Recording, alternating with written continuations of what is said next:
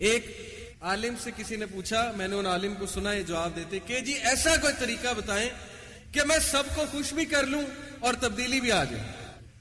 تو انہوں نے کہا یہ تو رسول اللہ بھی نہیں کر سکے, تو آپ کیسے کر لیں گے؟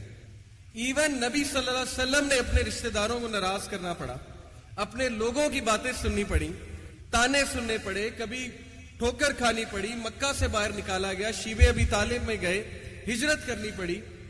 بتانے کا مقصد کیا ہے کہ جب تبدیلی آتی ہے تو تھوڑی سی تکالیف برداشت کرنی ہوتی ہے.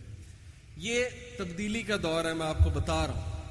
میں یہ مت سمجھے گا پی ٹی آئی کا ہوں, بار بار تبدیلی کی بات کر رہا ہوں.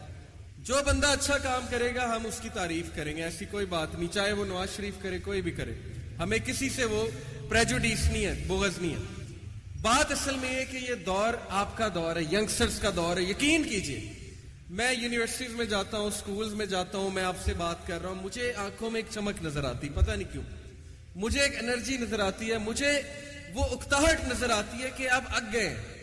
یہ جو لا سسٹم ہے ہمارا, جو جس طرح حالات چل رہے ہیں سب اگ گئے, سیدھی سی بات ہے. اور نئی جنریشن میں مجھے بہت ولولہ نظر آتا ہے. اسی لیے میں یہ آپ کو میسج دینا چاہتا ہوں کہ اگر آپ چینج لانا چاہتے ہیں تو اندر ایک ڈیزائر پیدا کرنی ہوگی. یہ آیت سے سیکھیں کہ جب تک ایک قوم خود نہیں چاہتی کچھ تبدیل نہیں ہوتا ہے. اللہ تعالیٰ کا بھی یہی اصول ہے. اور علامہ اقبال کا شعر یاد رکھیں کہ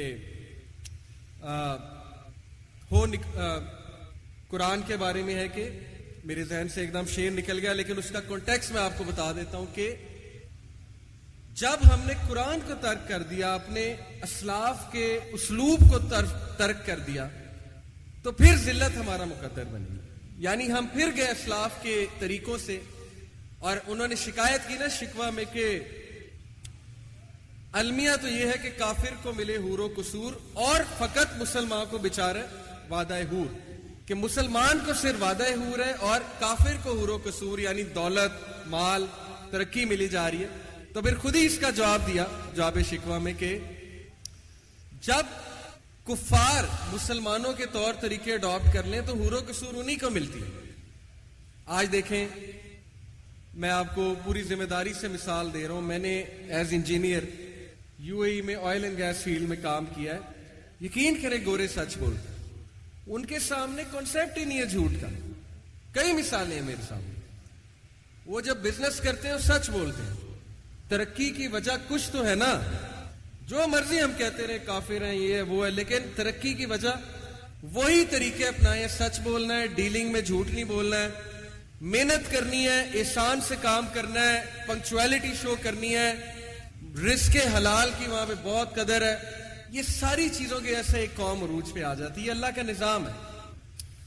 تو پاکستان میں دیکھ رہا ہوں انشاءاللہ تعالیٰ تبدیلی کی لہریں ہیں, اور آپ لوگوں کی وجہ سے انشاءاللہ ینگسٹرز کی وجہ سے آئیں گی, جو کہ 62% اس ملک کا حصہ ہیں. 62% ینگسٹرز ہیں, اتنے کسی کنٹری میں نہیں. یقین کریں, میں سٹیٹسٹکس اٹھا کے دیکھ لیں, اتنے ینگسٹرز کہیں نہیں, 62% پوری دنیا میں.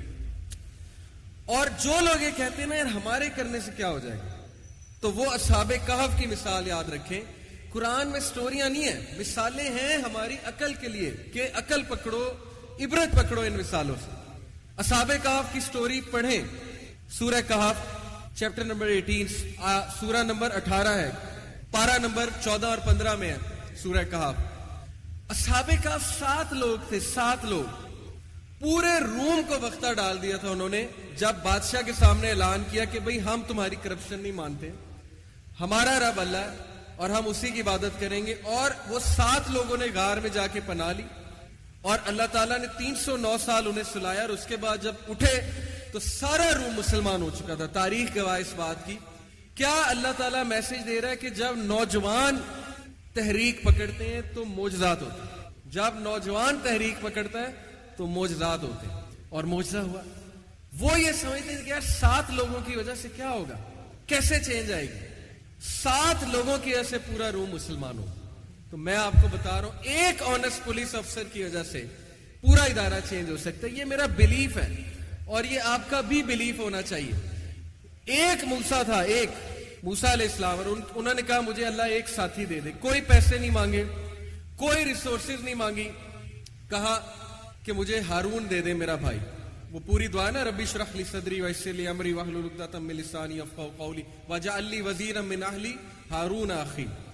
اے اللہ مجھے ایک ساتھی دے دے، ہارون دے دے. 2 بندوں نے فرعونیت گرا دی، 2 بندوں. تو یہ مثالیں ہمارے لیے ہیں کہ جب اللہ ساتھ ہے تو پھر سب کچھ ساتھ ہے. سیرت کیا بتاتی ہے؟ ہم سیرت پڑھتے ہیں، آپ سب پڑھتے ہیں ماشاءاللہ. سیرت کیا بتاتی ہے کہ کوئی سازش نہیں چھوڑی انہوں نے ہمارے نبی کے خلاف. ایک سازش کر کے دیکھ لی.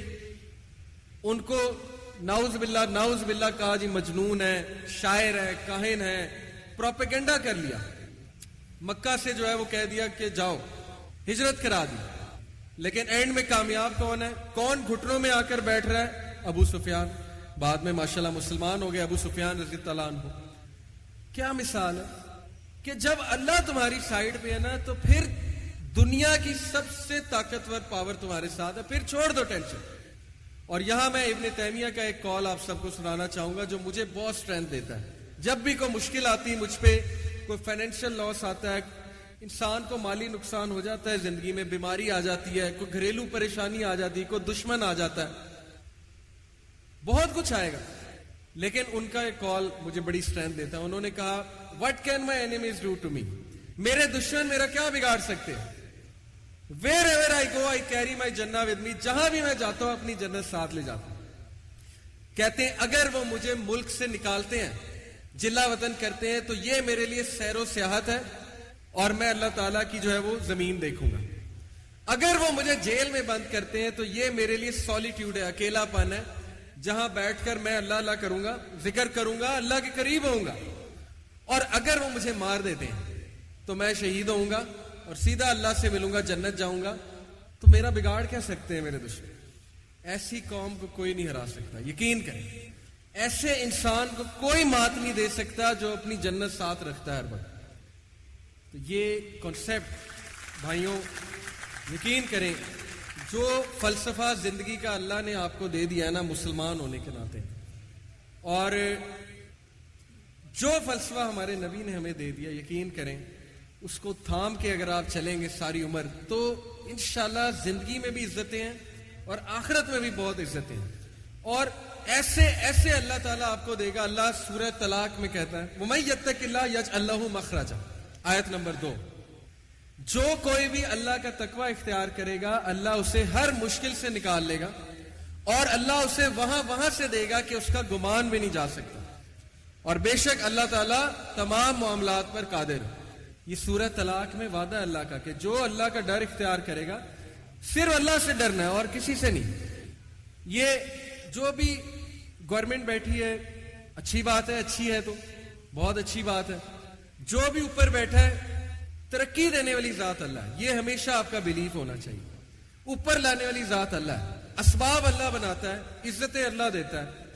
جو کوئی بھی اللہ تعالیٰ کو اپنے ساتھ کر لے گا تو پھر اللہ مخرجا، اللہ تعالیٰ اس کو ہر مشکل اور مصیبت سے نکالتا ہے اور اللہ اسے وہاں سے دیتا ہے کہ اس کا گمان بھی نہیں جاتا.